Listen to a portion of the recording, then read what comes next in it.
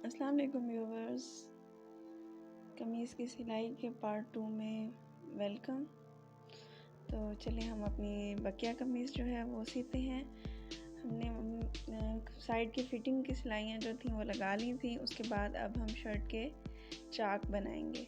तो चाक बनाने के लिए इस तरीके से आपको जितना दामन चाहिए उसके अलावा जो एक्स्ट्रा कपड़ा होगा उसे दामन से, और जहाँ पे हिप लाइन की सिलाई है वहाँ से लेकर आप चाहें तो आयरन की मदद से बिल्कुल सीधा कर लें, और चाहें तो इस तरह हाथ की मदद से भी कर सकते हैं जिस तरह मैंने किया है।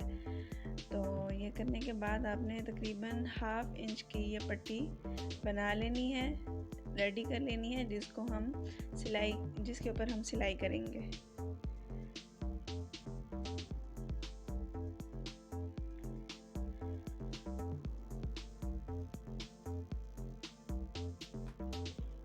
ये आपने ये सिलाई भी इस तरीके से लगानी है कि ये बिल्कुल पट्टी के ऊपर ऊपर आए, उसके किनारे पर नीचे ना उतरे आपकी ये सिलाई। इस तरीके से आप सिलाई लगाते जाएंगे। जब हम शर्ट की हिप लाइन तक पहुंचेंगे तो यहाँ पर आपने इस तरीके से करना है कि यहाँ पर जो हिप लाइन का निशान है उससे आगे तकरीबन 1/2 इंच तक आपने मशीन को ऊपर लेके जाना है।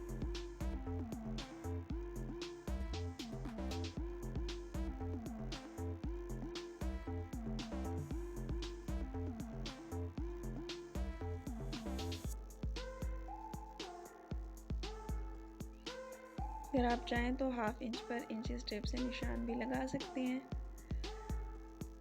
यहाँ तक आप 1/2 इंच तक लेके आए हैं। उसके बाद अब हमने मशीन का पाँव ऊपर कर लेना है और कमीज़ को इस तरीके से मोड़ लेना है। मोड़ने के बाद अब हम यहाँ पर एक चौकोर डब्बी की तरह बनाएंगे। अब यहाँ से हम जो चाक हमने मोड़ने हैं वो इस तरीके से फोल्ड कर लेंगे, और यहाँ पर फिर इस तरीके से सीधी मशीन चलाएंगे और चाक के कॉर्नर, जो कपड़े का कॉर्नर है, वहाँ पर आकर हम मशीन को रोक लेंगे। सुई को कपड़े के अंदर रहने देंगे और कपड़े को इस तरीके से मूव कर लेंगे। उसके बाद अब हमारी मशीन है वो शर्ट की बैक साइड पर आ गई है। अब हम बैक साइड का चाक बना रहे हैं।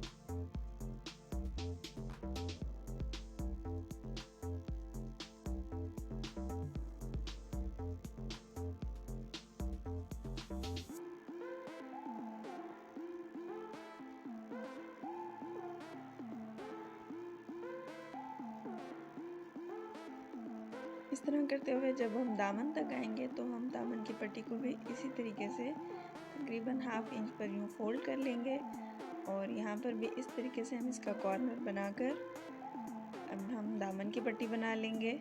उसी सिलाई के साथ ही, उस सिलाई को हम छोड़ेंगे नहीं, उसी सिलाई के साथ ही हम दामन और चाक की पट्टी बना लेंगे एक ही सिलाई के साथ। कोशिश करेंगे यहाँ पर आपका धागा भी ख़त्म ना हो फिरकी में।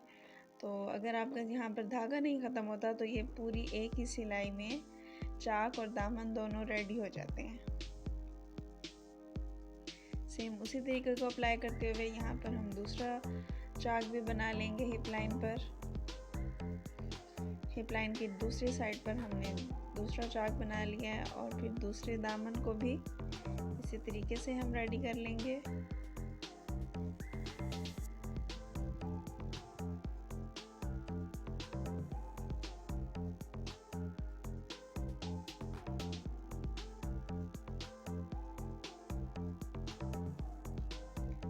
जब हम मूव करने लगेंगे कपड़े को तो हमने ये कोशिश करनी है कि सुई जो है वो कपड़े के अंदर हो।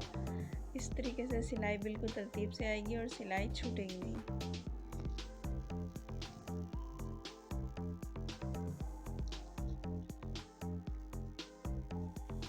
लीजिए, हमारे चाक और दामन की एक सिलाई तो कंप्लीट हो गई है। अब हमने क्या करना है, अब भी हमने धागे को काटना नहीं है, यहीं से ही हम चाक दामन की जो दूसरी सिलाई हम लगाते हैं वो भी हम यहीं से लगाना शुरू कर देंगे। अगर आप लोगों ने कोई लेस वगैरह लगानी है तो आप यहाँ पर इस स्टेप पर लेस भी लगा सकते हैं। यहाँ से अब हम चाक दामन की जो दूसरी सिलाई है वो लगा रहे हैं। सेम उसी मेथड को अप्लाई करते हुए आप लोगों ने उसी तरीके से सिलाई लगाते आना है। सिर्फ इस चीज़ का ख्याल करना है कि ये सिलाई जो है ये हम किनारे किनारे पर लगानी है। बाकी सेम वही मेथड है, उसी मेथड को अप्लाई करना है आपने। बिल्कुल उसी तरीके से दोनों दामन और चारों चाक हमने एक ही सिलाई में लगा लेने हैं।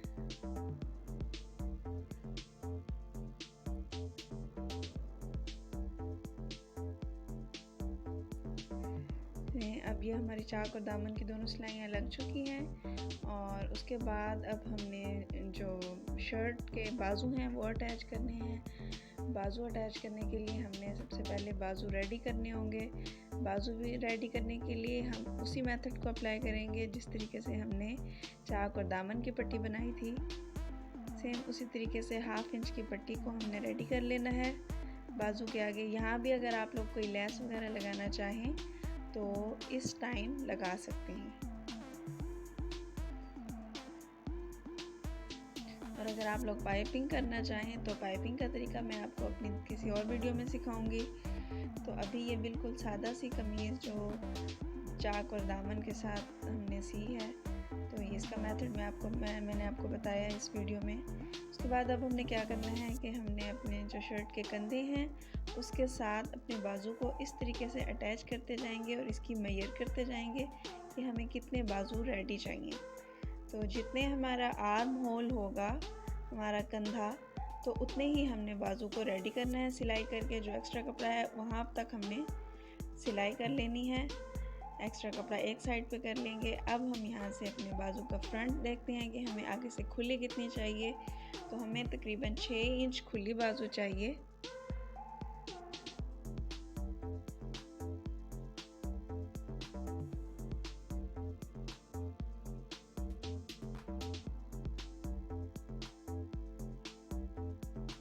इस तरीके से अब हम बाजू को इंच स्टेप आगे 6 इंच पर हमने इंच स्टेप का निशान लगाया है, और यहाँ पर बैक पर जो हमने कंधे का मेजर करके निशान लगाया था वहाँ तक हम अपनी सिलाई को लेते आएंगे बाजू की शेप में।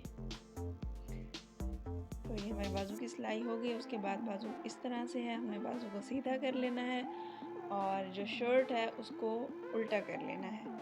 अब शर्ट के गले के अंदर से बाजू को गुजारना है और आर्म होल में से निकालकर इस तरीके से जो हमारी चेस्ट लाइन जहाँ पर हमने सिलाई लगाई थी चेस्ट लाइन की, वहाँ से और बाजू का जो नीचे का हिस्सा है वहाँ से उन दोनों को इकट्ठा पकड़कर इस तरीके से हमने अटैच कर लेना है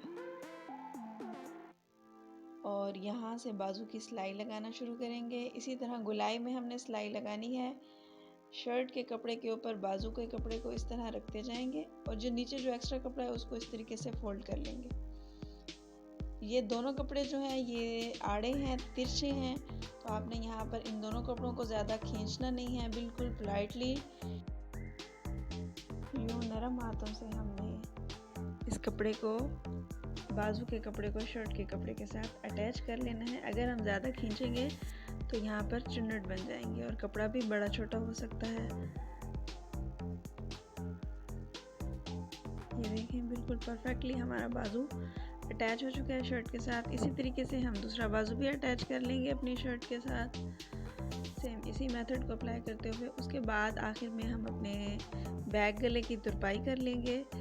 जो तुरपाई करने का तरीका है उसकी भी मैंने एक अलहदा सी वीडियो बनाई है और उसको अपने चैनल पे अपलोड कर दिया है।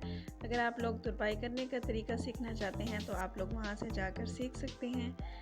तो चलें, हमारी शर्ट जो है वो आज सिलकर रेडी हो चुकी है। तो उम्मीद है कि आज की वीडियो आपको पसंद आई होगी।